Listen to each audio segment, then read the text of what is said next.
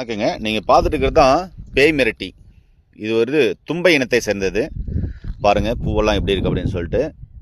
இதில் பார்த்தீங்கன்னா தேன் வரும் இந்த பூவிலலாம். ரொம்ப அருமையான ஒரு மூலிகை.